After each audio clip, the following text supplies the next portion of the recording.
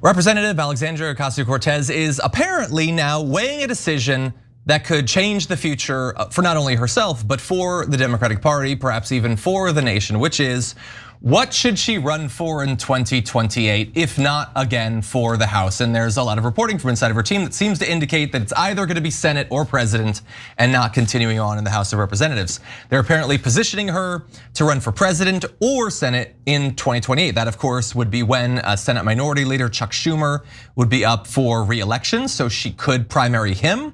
And some of the early polling from Data of Progress has her up by like 19 points over Chuck Schumer already. Granted, it's years away.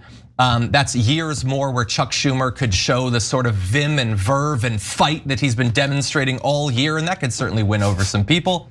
But in any event, some close allies believe that even if she didn't think she could win, she may want to run for the White House to ensure that the Democratic Party's progressive wing is represented in the primary, like Bernie Sanders did in 2016 against Hillary Clinton. A longtime Sanders aide who spoke to Axios is actually pretty confident about her chances, saying she has a supporter base that, in many ways, has a larger potential width than Bernie's. She has been in the glare of the spotlight from day one and has the national campaigning experience a lot of other potential candidates are now trying to get.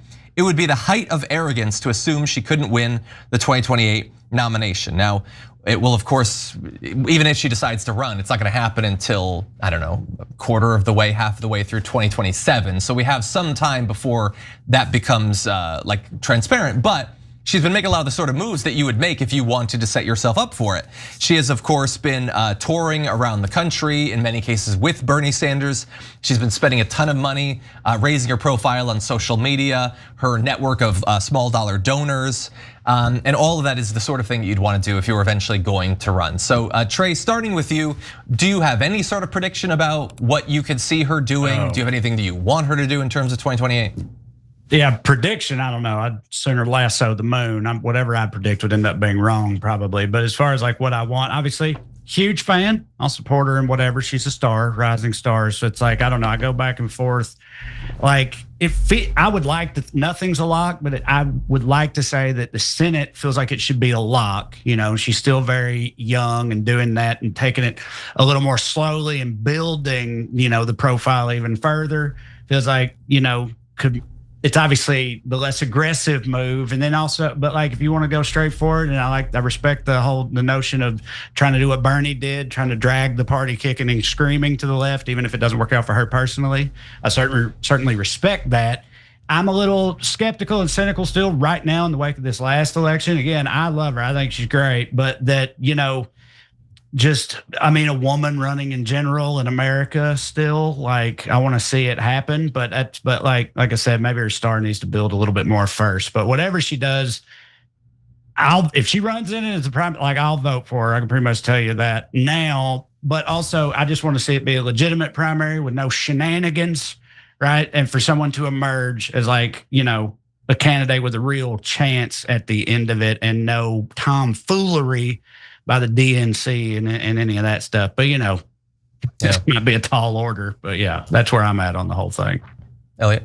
Yeah, prediction wise, I agree. I really have no idea. I also adore her. I think she's great. There's things I disagree with, but it would, just to feel something, it would be nice if she ran, I think, in the primaries and had like a spark of hope. And then once that gets extinguished, then we can, see whatever happens in the general. But like, I think it'll depend too on what the other side ends up doing, whoever they end up running.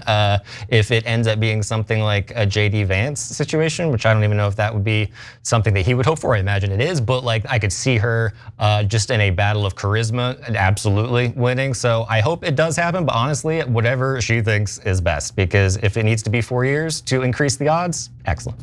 Yeah, she still is incredibly young. This would literally be the first opportunity that she would have to run.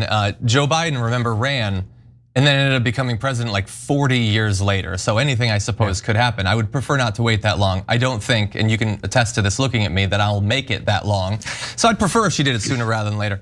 I'll support, like you guys said, I'll support her if she runs. I'm ready to support, I'm ready to endorse. Honestly, you need a surrogate, you'll throw me on cable news or whatever. But no, I'm a big fan of her. I have the same sort of concerns, I guess, that you do, Trey. just so many issues with our country that are so terrible. And I really think that we just need someone to break through to finally end that spell. And I think it would be wonderful if she was the person to do that.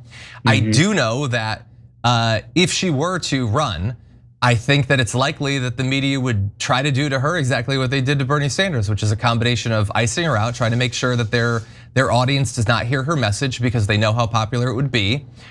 Spreading wild, theories about her, calling her a socialist, a communist, all that stuff. That said, they're gonna do that to any progressive. So you gotta know that.